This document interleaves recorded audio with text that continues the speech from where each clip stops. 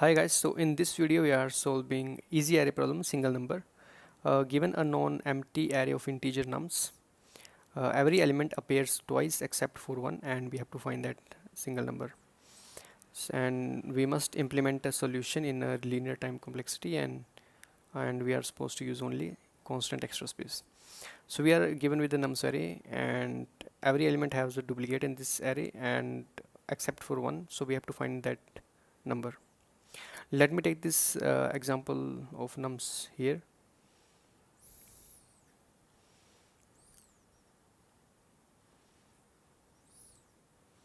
Let me take this second example and my elements are 4, 1, 2, 1, 2.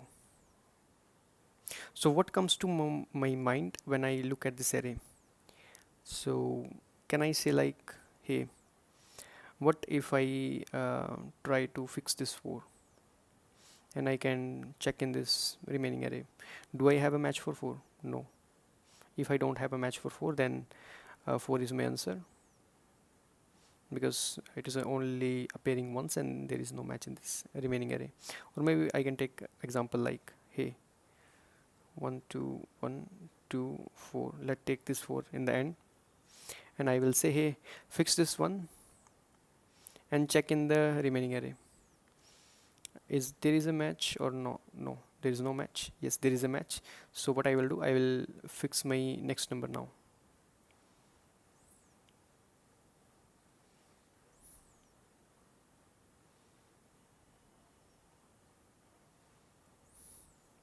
I will fix this 2 and I will try to check in this array, do I have a match or not? No. Do I have a match for 2? No. I will check my next number. Yes, there is a match. So I will try to fix my next number now, my 1. So there is a match again. So I will try to fix the next number 2. Is there is a match? No. Yes, there is a match. So I will again try to fix my next number and check in this array. Do I have a match? No. No. No. Now this time I can confirm my 4 is my answer, because there is a match. So this is a one way, but in this way we have to take 2 loops and my time complexity will be big of n square for this and my space complexity big of 1. Can I still think in a better way to do this problem? Yeah. What happen if I try to sort this array and how it look like?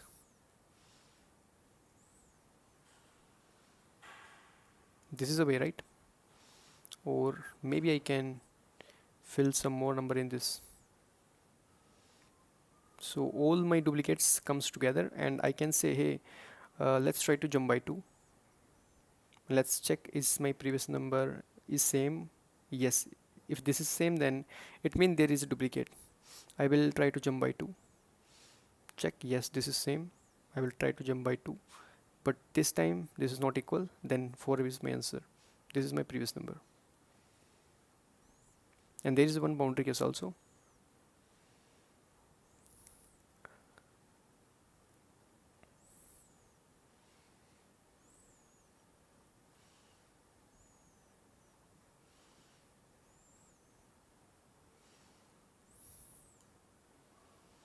So now this is my odd length array. If I try to jump by 2,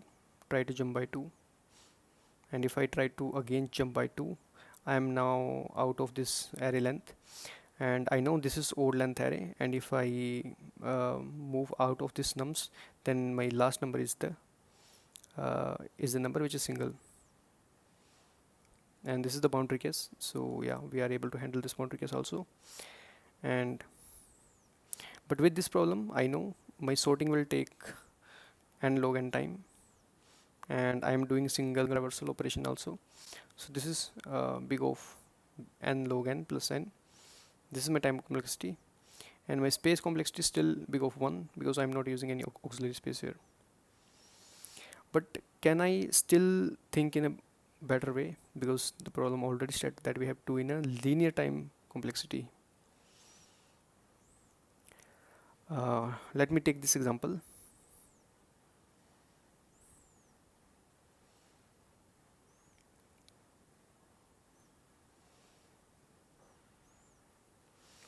So can you guys think in a way like, if somehow I am able to remove duplicates from this array in a single traversal, I am only left with a single number which is different.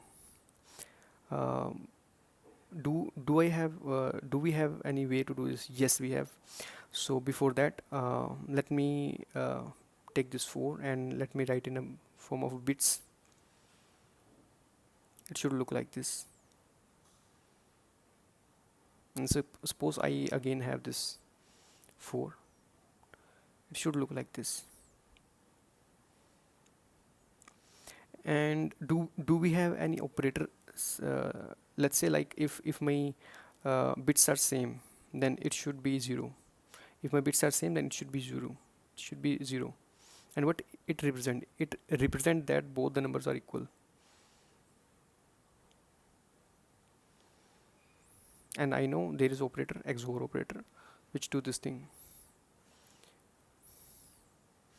And can I say like, suppose there is example this way, or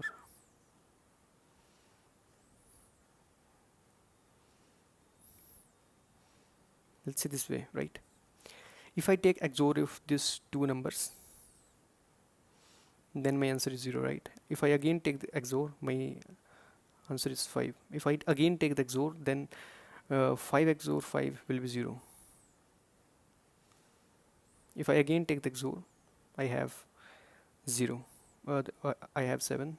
If I again take XOR, then my answer is 0. So if I have duplicate number in this nums array, then my output should return 0, right? And suppose if there is a number, let's say in the end,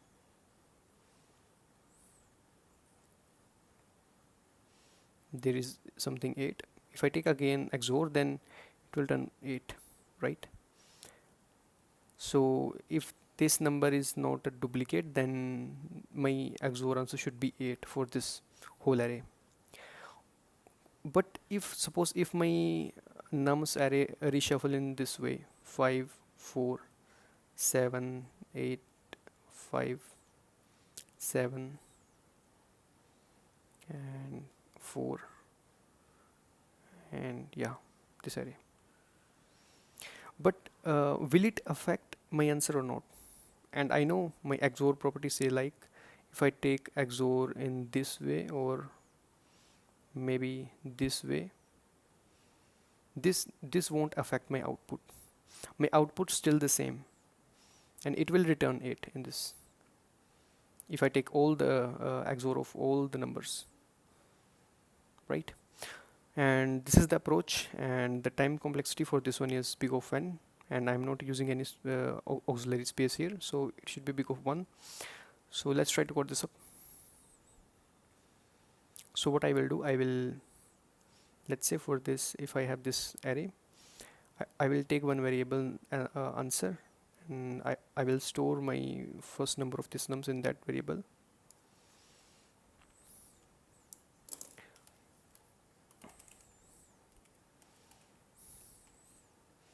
And I will try to check for remaining array.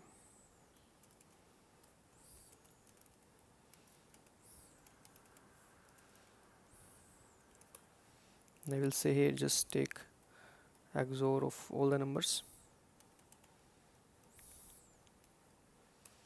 and return my answer. And in this way I am handling boundary case also. Suppose there is only single number, so this is my answer, and I am not supposed to enter in this for loop, and I will return this answer, right? So let's try to run this code. Yes, this is accepted, and let's try to submit this one. Yes, this is working fine. So if you are new to the channel, please like and subscribe. So thank you guys.